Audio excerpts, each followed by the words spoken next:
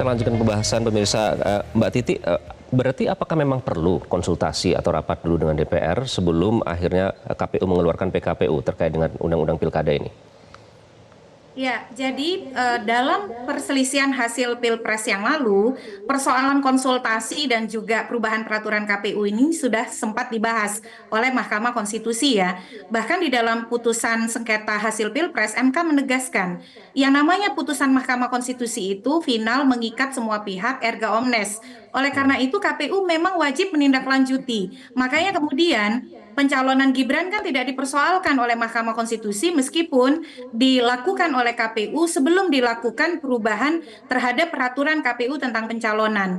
Logika yang sama juga berlangsung untuk putusan Mahkamah Konstitusi nomor 60 dan nomor 70 ini. Pesan hukumnya adalah tidak boleh ada pengabaian putusan Mahkamah Konstitusi terhadap tahapan pemilu atau pilkada yang terdampak.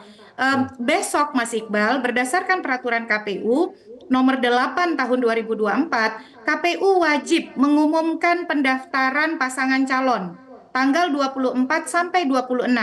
27 sampai 29 itu pendaftarannya. Tapi sebelum pendaftaran didahului dulu oleh pengumuman. Nah, besok pengumuman itu Pak Ilham bisa nanti jelaskan. Dalam pengumuman harus disebutkan apa saja persyaratannya. Berarti kalau dia jalur partai, dia harus memenuhi ambang batas perolehan suara sebagaimana yang disebut oleh putusan Mahkamah Konstitusi. Lalu juga harus menyebutkan soal persyaratan usia. Persyaratan usia kan harus ada rujukan tanggalnya ya, kapan itu Ya, harus dipenuhi. Putusan Mahkamah Konstitusi menyebutkan persyaratan usia harus dipenuhi pada saat penetapan pasangan calon oleh KPU, oke. yaitu tanggal 22 September. Nah, makanya besok kita jadikan alat ukur nih Mas Iqbal. Apakah KPU itu di semua daerah 37 pilkada gubernur, 508 pilkada kabupaten kota, bupati wali kota akan memedomani putusan MK atau tidak? Karena Hmm. parameternya tidak menunggu tanggal 27 tapi besok. Sebab peraturan KPU menyebutkan Nah, 24 sampai 26 harus dilakukan pengumuman pendaftaran. iya Mbak Titi, itu Dan pertanyaan mestinya saya di situ. untuk Karena menuju kalau misalnya, presiden. apakah ini soal tata tertib? Karena kan ini DPR sudah jelas-jelas menyatakan bahwa tidak akan ada lagi pembahasan soal revisi Undang-Undang Pilkada. Tapi KPU pada saat ditanya, sebelum melakukan PKPU harus tetap rapat. Nah, apakah itu ada tata tertib di KPU yang mengatur seperti itu? Coba saya tanya ke Mas Ilham deh. Ada di tata tertib, Mas Ilham? Sebetulnya bukan tata tertib itu ya, itu ada bagian dari undang-undang kalau saya tidak salah, nanti Titi mungkin bisa ini kan mengkoreksi gitu ya. Itu memang ada konsultasi, tetapi konsultasi itu tidak lagi mengikat. Ya, jadi gini, pengalaman saya ketika dulu menjadi anggota KPU, pernah ada putusan MK yang ketika itu harus segera kita putuskan dan kita turunkan dalam PKPU. Akan tetapi ketika itu anggota DPR dalam hal ini Komisi 2 itu sudah melakukan Oke. reses. Sehingga tidak mungkin kemudian kami melakukan konsultasi terlebih dahulu, sementara waktu Artinya sudah mepet harusnya sekali. hari ini saja Nah, sudah bisa yang kami dikeluarkan ya lakukan adalah PKPU ya? Hmm.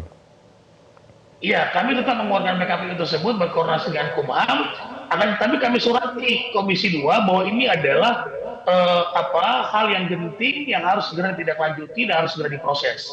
Sehingga kami sampaikan itu ke Komisi 2. Dan konsultasi itu tidak perlu kemudian bentuk RDP sebetulnya. Bisa juga dalam surat menyurat kalau kemudian keadaan sudah genting, keadaan sudah harus diputuskan segera.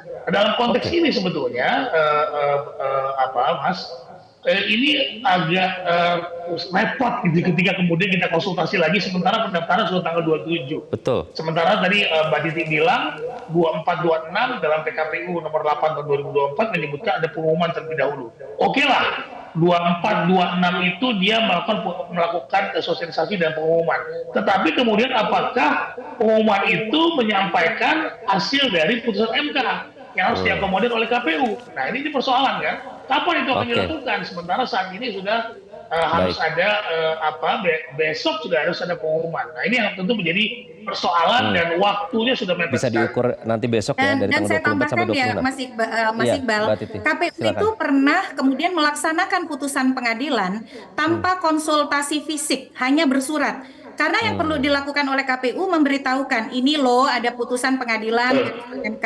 Pada persoalan apa? Ketika melaksanakan putusan Mahkamah Agung nomor 23 tahun 2024 yang diadopsi menjadi peraturan KPU nomor 8 tahun 2024. Hal serupa juga bisa dilakukan Jadi memberitahukan kepada berupa ini loh, bahwa ada putusan MK, putusan nomor 60, putusan nomor 70 yang harus dilaksanakan oleh KPU. Kan juga amar putusannya, pertimbangan hukumnya sudah sangat terang benderang. Jadi Mas Iqbal, asal muasal konsultasi itu ada di Undang-Undang Pilkada dan ada di putusan MK yang menyatakan kesimpulannya tidak bersifat mengikat. Tapi kalau kita baca putusan MK, konsultasi itu dibutuhkan dalam ada hal-hal yang perlu dikonfirmasi dengan pembentuk undang-undang akibat keinginan untuk mempertegas norma. Jadi ada norma yang memang harus dipertegas kalau ada keraguan-raguan. Sekarang pertanyaannya, keraguan-raguan apa dari putusan MK itu? Tidak ada, karena kan sudah kristal clear, sudah terang benderang. Dan putusan pengadilan itu harus dilaksanakan mengikat baik KPU, DPR, dan pemerintah. Tidak ada alasan DPR dan lagi untuk pemerintah menunggu tidak untuk boleh mengeluarkan mengingkari. PKPU ya. Mbak Titi, maaf terakhir karena durasi kita singkat sekali nih. Apakah kita perlu khawatir akan pemerintah mengeluarkan Perpu? Karena tadi disebut soal kegentingan. Perpu dikeluarkan pada saat suasana genting. Apakah kita perlu khawatir? Kita dalam situasi hari ini harus khawatir ya, wajib khawatir. Karena kita berprasangka baik pasca putusan MK, kita gembira, tapi dalam durasi yang kurang dari 7 jam, tiba-tiba keluar daftar inventaris masalah yang sama sekali berbeda dengan putusan Mahkamah Konstitusi. Jadi lebih baik sebagai warga negara yang baik, warga negara yang patuh konstitusi, mari gunakan kekhawatiran, kewaspadaan kita, daya kritis kita, untuk baru akan percaya kalau dia betul-betul sudah menjadi norma, Mas Iqbal. Baik, Mbak Titi, Mas Ilham, terima kasih sudah bergabung dengan Selamat Pagi Indonesia. Terima kasih telah memberikan pencerahan bagi kami. Terima kasih. Jelajahi cara baru mendapatkan informasi. Download Metro TV Extend sekarang.